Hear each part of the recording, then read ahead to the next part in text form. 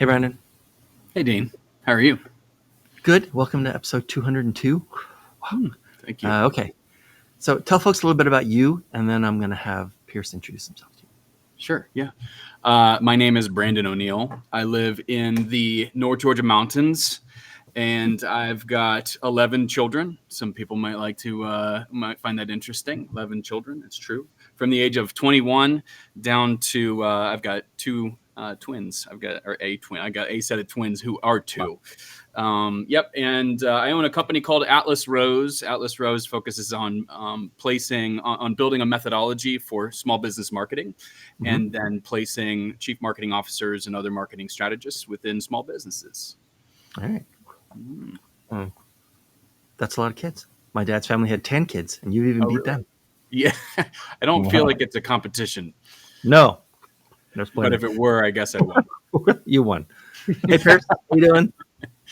I'm doing good, Dean. Thanks for having me, man. Okay. I'll assume, just like me, you have fewer than 11 kids. And Yes. So tell folks a little bit about you.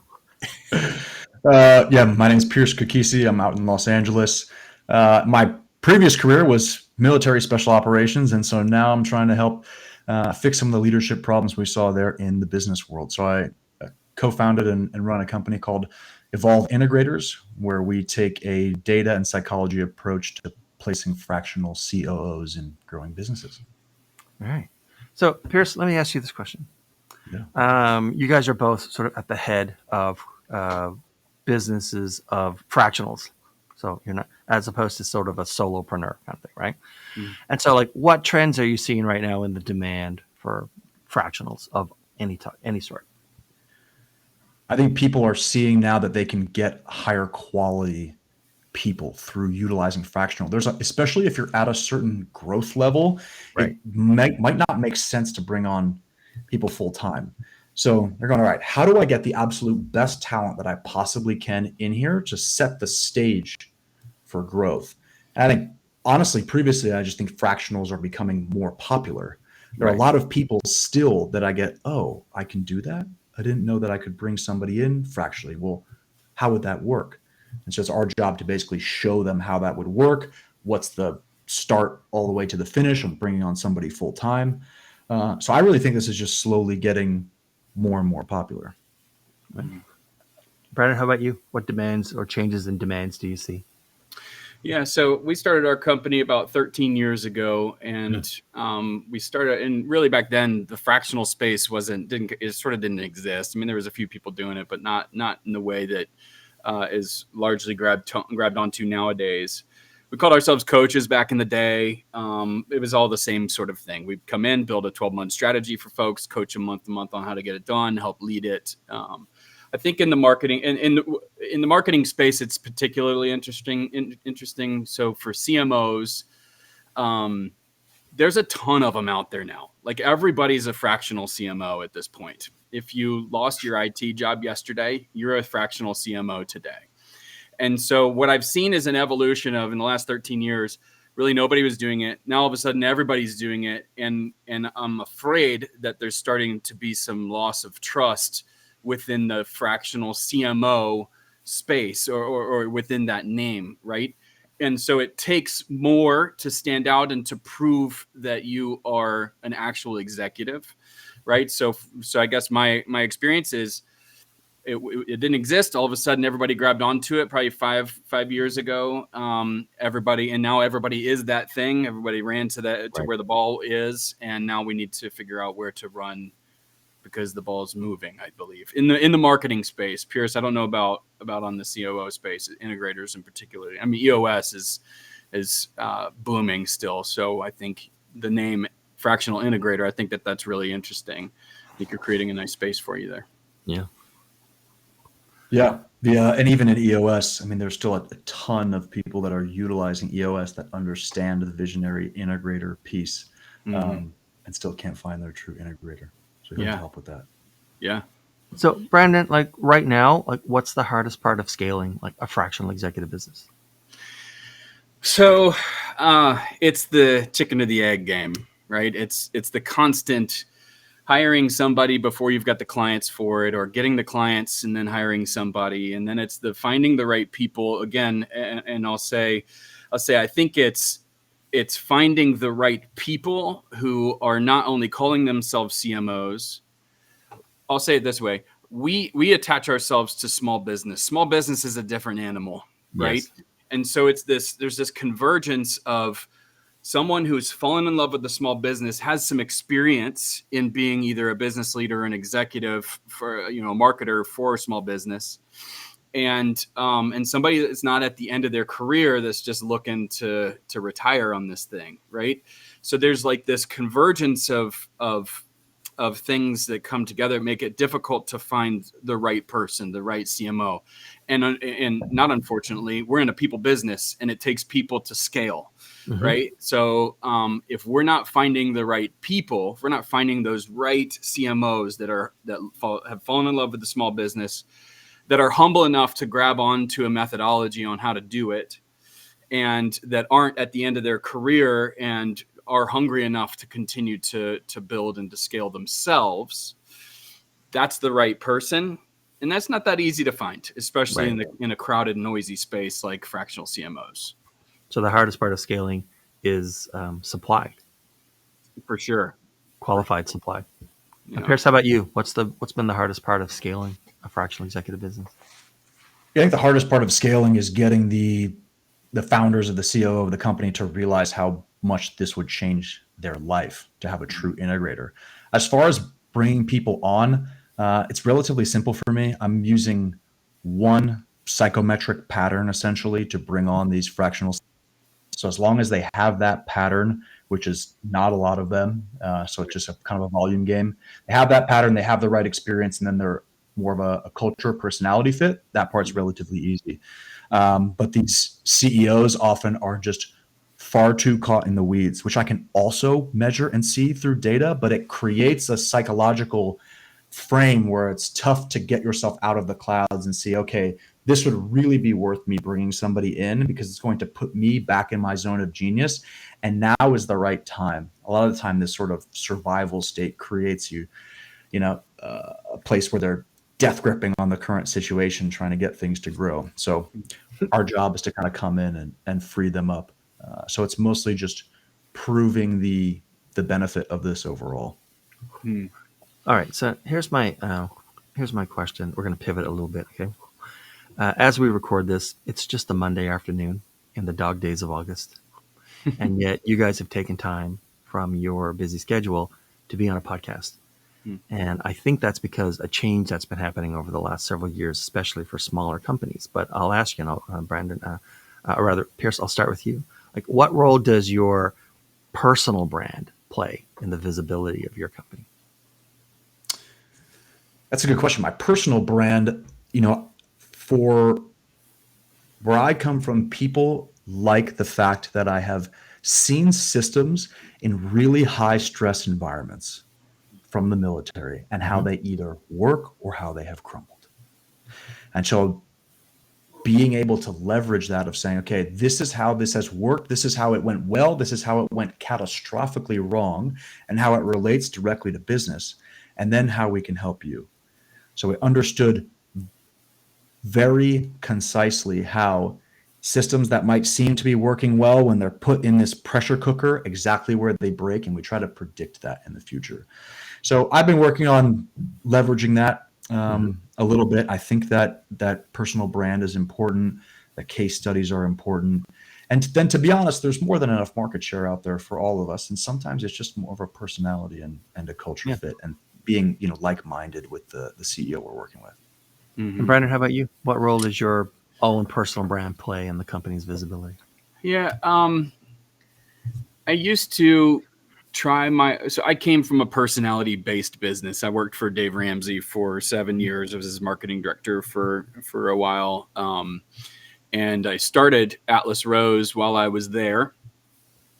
And I vehemently said, I don't want to be a personality-based business. I don't want to be that, right? So so I was fighting it really hard of trying to I want to elevate Atlas Rose. I want to elevate the brand to be the face. that's difficult to do, right? And then especially as I'm out there doing business development work, or I'm the one producing the content, or I help create the methodology. Somebody has to pick up the flag and run with it. And so I've loosened the reins a little bit, and I think it's helping. It helps to put a face to the name. It helps to put a face to the methodology. And so, I'm more willing to hop on a podcast. It used to be that I just didn't get on anybody's shows. Right. I wouldn't do it. I wouldn't be the one writing the articles, or when I did, I just put Atlas Rose on it. Or when we did courses, it was always, there was a group of us there. And I was just trying to not build, everyone's got a personal brand. I'm not trying to not build my personal brand, but I just didn't want the brand to be based off of my personal brand. But I think nowadays there's so much noise that you have to, like, our brains are wired to buy from people, right? I know that. And so if I can associate good value to maybe myself a little bit, but really work hard to extend that and to the brand as a whole, Atlas Rose, then I think that's going to be helpful in the future, and even as it is today. So it's been a shift that I've been making, Dean, honestly.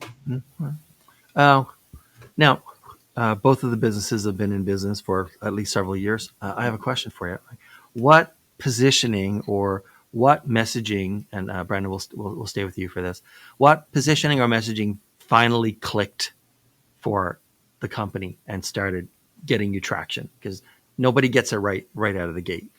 No. So did you try different things? Did you try different channels? Did you try different sort of like positions in the marketplace, or where this, not that? Like, what ultimately clicked? I think it's simplicity. And I think over the course of our history, there's been many times where something's clicked and then has faded out, right? Mm-hmm. So I would say that one of the more recent clicks, if you will, is really simplifying what we do. We built up this big burly solution, right, where we could come in, and we were actually, instead of just a fractional leader, we were a whole fractional team, called it Brand Map 360. And it had technology and people and doers and strategies and everything you could possibly need, just bolted in and go. And theoretically, that sounds great. Right. But it was complicated. It was so hard to sell because the business owner just couldn't, small business owner couldn't grasp that. And it also felt like a lot of work. And then the other thing that we were doing is we would say, okay, everyone has to start with a 12-month strategy. Now, I do believe that. I believe that we should look strategically out over the year and then move through the year strategically, right? I do believe that. But it's a lot like having a guy with a broken arm walk into the doctor and say, yeah, but I'm going to do a CAT scan and I'm going to look at your legs and your toes and we're going to do the whole workup before I take care of your arm that's falling off.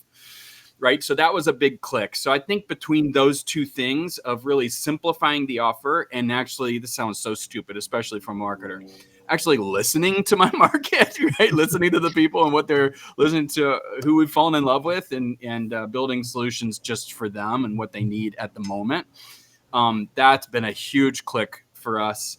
And then finally, the last one is we've moved away from our messaging being all around our people, are really smart CMOs, and going directly towards the methodology, right? So that there is a methodology. This is a proven thing. We've worked with hundreds and hundreds and hundreds of clients in the same exact way. It's not a cookie cutter thing, but the framework of it is something that we can implement. So that's been a big click for us. And Pearce, how about you? What sort of messaging or positioning eventually or finally clicked? Yeah, we've tried to keep the messaging really simple from the beginning, which was, one, basically without ever meeting you, I can identify the exact problem that you're having, this lack of an integrator or true COO, right, through the psychometric data. And the other piece is there's a lot of other companies out there that will do fractional COO or fractional integrators, but those people are not wired internally to be integrators. Like, there is a very specific human operating system that is able to take vision, translate it into process, and knows how to get everybody who thinks more, micro, to utilize that process and is just hyper process focused so that the visionaries can stay visionary. And so we only bring in those type of people. So you can basically see the problem very quickly. I only plug in one very specific piece to the puzzle. We try to keep it simple and go from there. And that has seemed to work so far. And on the, and I'm going to ask Brendan this the same question, Pierce. So, as you've tried different tools, different communication channels and platforms and social media or direct mail, who knows, right? All the different things companies have at their disposal. What didn't work? Was there anything that you tried and said, like, this is not worth the squeeze? Good question. I think we're still figuring this out of what Yeah. marketing channel exactly works. Probably what's worked the best for us has been speaking engagements. We can get in front of a group of Right. people, show them the problem, get them to raise their hand, right? And then start to engage. Um, I think just other things are pretty crowded. Outreach on platforms like LinkedIn, Right. if you just started to do this in the past couple of years, everybody's doing it. Email marketing, we're kind of all getting sick of Mhm. having our inboxes flooded from people we don't know. So, but I think there's ways to do that properly. There's ways to do that well. And as we scale, we'll probably dive into that a little bit more. Mhm. Brendan, how about you? What hasn't worked or what stopped working? Um, I think that one thing that did not work, we it's a combination. I described to folks a product that we built or a solution that we built that is just it was too large and complicated. And at the Hmm. same time of us trying to figure out how to sell that, I hired on a sales force that had nothing to do with marketers. So they weren't CMOs. They couldn't talk the executive Right. level marketing talk. So some combination of a difficult product to sell and someone who wasn't or a few folks who weren't able to go in and have a real consultative sale netted failure, right? So we just Right. didn't. We kind of learned from that. That was difficult for us to do. We've also had some strategic partnerships that just didn't work. I thought a slam dunk strategic partnership was going to be with some fractional sales folks, and and that didn't work out that well. I'm in my mind, we have the same goal, so let's come together and bring on clients together, and we can work together and all that stuff. And at the end of the day, that kind of didn't work. What has worked, I don't know if you asked me this, but I'll just say what has worked is moving to just simple have conversations. Right. So me and my CMOs, we have 5 conversations a day, 20 a week. And just having conversations with people, didn't have to be business conversations, just having conversations. There's things to do after that, right? But that has revolutionized our biz dev process, and that's been the thing that's worked the best so far. So speaking of which, then conversations, Brandon, you first, right? As as a prospect sort of enters the top of your process or top of the funnel, right? What's a red flag where you're thinking, okay, like this company is not for us, or we're not for them, or these people shouldn't even be hiring anyone who's fractional, right? Mm. What's one red flag that a client might throw up? I have a story. I was meeting with a prospect. I was meeting with a prospect, and I was just asking, just some. I tend to give everything away, so I just am giving away my tools and all this stuff on the front end. And we were working through some stuff, and we were talking about. I was helping him build kind of a preliminary persona on his ideal customer, right? Mhm. And he just kept talking about his customers in a way that he kind of like hated them, right? Mm. He was just, oh man, they're such a pain in the butt, and I have to take over this, and he kept going on and on. At some point, I mean, I'm telling like 30, 40 minutes into the exercise, I said, listen, it appears that you hate your customer. I can't help you, right? And so I just Yeah, ended the conversation right there. that is a big red flag if they don't Yeah, like the that's people pretty they're big. selling to. Here's, how about you? What's a red flag a prospect might throw up early where you're thinking, okay, let's just like wind this down and part as friends? Yeah. So luckily I can I can pretty much see what a red flag is beforehand because we use the data. I understand if people are more visionary, integrator, or micro level people. So this doesn't typically happen. Usually, a high growth CEO will be a visionary type Mm-hmm. thinker and pattern. But Mm-hmm. if you have somebody that maybe just had a really good idea and is now trying to run the company, but they're really more of this micro sort of inventor process type, it's not a red flag where I think I can't help you, but I know I'm going to run up into some resistance right away. What's I guess a blessing and a curse is I know the types of people that are going to understand my vision for them as well and Mm-hmm. want to go that direction. So, uh, not a complete red flag, but I know going into it whether it's going to be an easier, more difficult conversation. Fair enough. Okay, so one last question before we start winding down.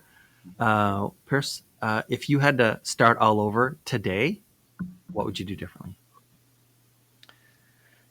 Oof! If I had to start all over today, what would I do Someone like differently? bought the entire company. There's no non-compete, but you have to start over. Go. Yeah, I would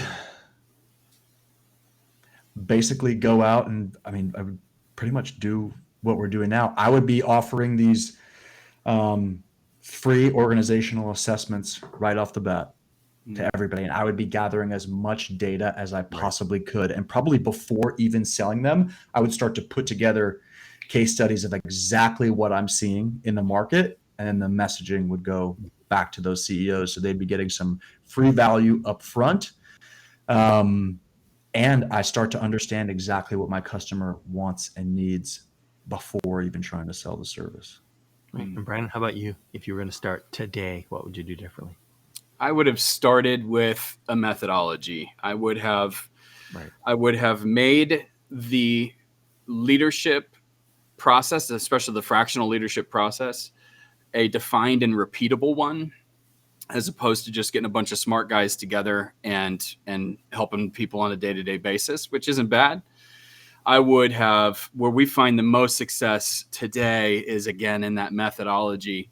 And man, it unlocks so much potential, not just with us, but our relationships with folks, and their businesses are able to scale because of it and all that. So I wish I would have known what I know today in having this methodology in place. Oh, it would have saved me a lot of pain. Fair enough. Okay. So, Brandon, Yeah. who should be contacting you these days, and what's the preferred way to do it? So I'm looking for two different folks. I'm looking for companies that that are looking to scale. They're probably established companies that are looking to scale beyond. Maybe they're 10 to about $30 million company. Right. They want to scale beyond where they're at today, and but want to do that strategically. They might have a marketer in place, a lower level marketer in place, but they know they don't have a strategy. They know they don't have a methodology. There's no rhyme or reason to what they do. They're just out there chasing good ideas. So we love those types of clients, those types of situations. Come in, get structure, get strategy, get growth. And then I'm also looking for fractional marketers. Yeah. Looking for fractional marketers that are hungry and want to build a business out of this. We're looking for the right people right now. So if you're either one of those, you can email me at brandon@atlasroseco.com or just go to atlasroseco.com and fill out one of the forms on there. All right. And Pierce, how about you? Who should be contacting you these days, and what's the best way to get to you? Yeah. So CEOs or executives who basically feel like they are too stuck in the weeds of the business, or potentially feel like their team doesn't fully understand their vision and they're having some frustrations there. We typically work with companies in a relatively wide range, probably above at least 5 million would be a good target. We work with companies all the way up to, $1 billion plus, either on a COO side or just on integrators within different business units. Um, and then similarly, we're looking for fractional COOs or integrators. Just reach out. You've got my email here, and we'll basically do an assessment to verify exactly how they think and operate. And same thing for the business. We'll do a free diagnostic, because I want to make sure that we can help as well. And I'll be able to know right away. All right, guys, this has been fantastic. Thank you so much for being here. It's good to see you guys again. Thank you. Good to see you. Thank you. And thanks for watching. You're probably watching this in a clip, but in case you watch the whole episode, you're one of the very few people who watch whole episodes. I really appreciate that. Do that again. Otherwise, we'll see everyone next time. Bye. Awesome.